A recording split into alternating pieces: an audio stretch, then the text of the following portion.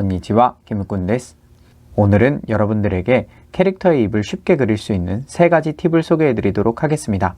이 팁들을 이용하시면 초보자분들이라도 무표정의 입술부터 크게 벌린 입까지 훨씬 쉽고 정확하게 그리실 수 있을 겁니다. 그럼 바로 시작할게요. 자, 먼저 여러분들도 얼굴 그림 하나 준비해 주시기 바랍니다. 어떤 캐릭터라도 상관없습니다. 저와 비슷한 환경에서 그리고 싶으신 분들이나 초보자분들은 설명란에 템플레이트를 올려놨으니까 다운로드해서 사용해 주시고 궁금하신 점이 있으시면 댓글로 알려주시기 바랍니다. 그럼 바로 첫 번째 팁을 소개해 드리도록 하겠습니다. 첫 번째 팁은 윗입술이 위에 있다 입니다. 당연한 말 같죠? 근데 이게 무슨 팁일까요?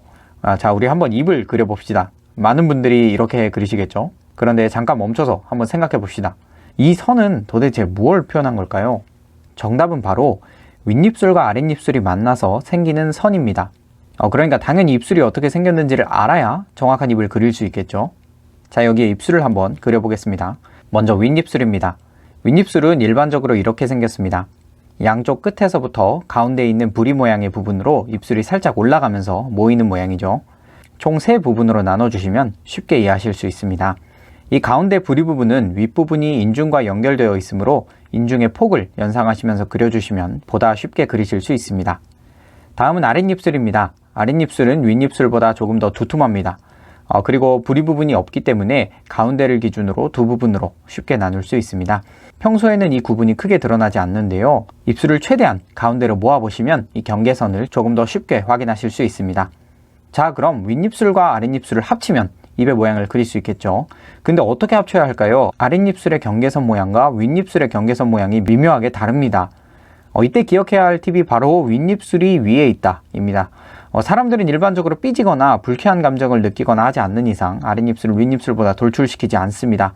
저도 평소에는 윗입술이 위에 있는데요. 여러분들이 댓글을 안 남겨주시거나 채널에 등록을 안 하시면 아랫입술이 위에 나올 가능성이 굉장히 높습니다. 어찌됐든 자연스럽게 그림을 그릴 때도 이 윗입술의 아래쪽 경계선을 연상하면서 그리시는 것이 기본적입니다.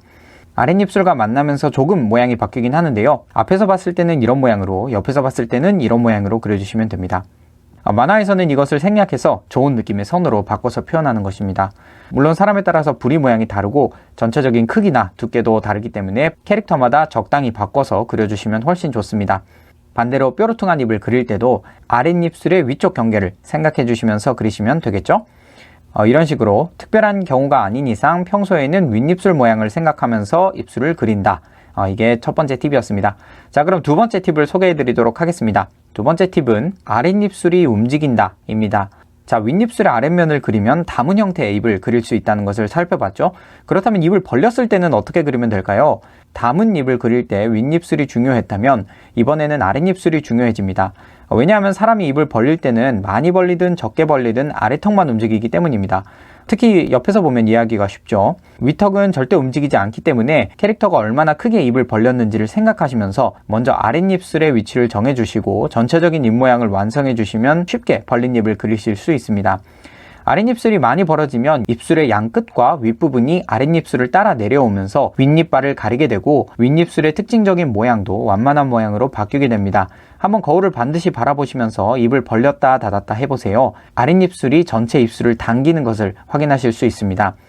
그리고 아랫입술 다음으로 입술 모양에 큰 영향을 미치는 것이 바로 이 입꼬리인데요. 다시 한번 거울을 보시면서 입을 최대한 크게 벌린 상태로 양 입꼬리를 당겨서 웃는 얼굴을 만들어 보세요. 자기 얼굴인데 굉장히 살벌하죠? 입꼬리가 올라가면서 윗니가 다시 보이고 전체적인 모양이 바뀌게 되었습니다. 여기에 캐릭터가 얼굴을 찡그리면 코와 윗입술이 위로 당겨지면서 조금 더 위에 이빨이 보이는 극적인 표정이 완성됩니다. 역시 윗턱이 움직인 것이 아니라 전체적인 얼굴의 근육이 움직인 것입니다. 비교적 단순한 턱의 움직임과는 달리 얼굴의 이러한 근육의 움직임은 매우 유연하기 때문에 벌린 입의 모양은 정말 다양합니다. 우리가 만화에서 보는 조금 과장된 입술들도 실제로 조금만 노력해보면 재현이 가능합니다. 몇 가지 입모양을 기준으로 조금씩 변형해 주시면 쉽게 이런저런 입을 그리실 수 있습니다. 자주 사용하는 모양으로는 이런 모양이 있습니다. 어떤가요? 입이 어떻게 움직이는지 조금 이해가 되셨나요? 그럼 마지막으로 세 번째 팁을 소개해 드리도록 하겠습니다. 세 번째 팁은 4개씩 그려라 입니다. 이 마지막 팁은 이빨을 쉽게 그리기 위한 팁입니다. 만화에서는 이빨의 표현이 생략되는 경우도 많은데요. 조금만 이빨의 표현을 섬세하게 해줘도 훨씬 더 표현이 풍부한 캐릭터를 만들 수 있다는 것을 여러분들도 아실 겁니다. 먼저 이빨의 전체 구조를 한번 살펴봅시다. 이빨은 총 몇 개가 있죠? 성인은 일반적으로 사랑니 4개를 포함해서 32개의 이빨을 가지고 있다고 합니다. 아마 30이라는 이 큰 숫자에 지레 포기하고 싶으신 분들이 계실지도 모르겠습니다. 그런데 이것은 총 개수에 불과합니다. 이게 무슨 말이냐면 이빨의 총 개수가 32개라는 것은 윗턱과 아래턱에 각각 16개의 이빨이 존재한다는 뜻이고 한 턱에는 총 8쌍의 이빨이 존재한다는 뜻입니다. 그리고 정면에서 입을 벌리고 확인해보면 우리가 실제로 자주 확인하게 되는 이빨은 한 턱마다 4쌍씩 뿐입니다. 나머지 4쌍은 안쪽에 감추어져 있기 때문에 특정 구도에서 입을 벌리지 않으면 보이지 않기 때문에 그리실 필요도 없습니다. 그러니까 너무 어렵게 생각하지 마시고 먼저 앞쪽에 있는 이빨을 4개씩만 그려보세요. 세 번째 이빨이 충치, 송곳니입니다. 송곳니 그리는 거 재밌으니까 송곳니 그리는 생각하시면서 4개씩 그려보세요. 생각보다 훨씬 쉽고 빠르게 이빨을 그리실 수 있습니다. 그렇게 어렵지 않죠? 이번 10분 그림 강좌를 시청해주신 여러분들 감사합니다. 이 동영상이 도움이 되셨다면 좋아요와 구독을, 도움이 안 되셨다면 구독과 좋아요를 부탁드립니다. 다음 강좌에서는 귀를 그리는데 크게 도움이 되는 팁들을 제가 모아서 소개해 드리도록 하겠습니다. 그럼 다음 동영상에서 만나요. 맞다네.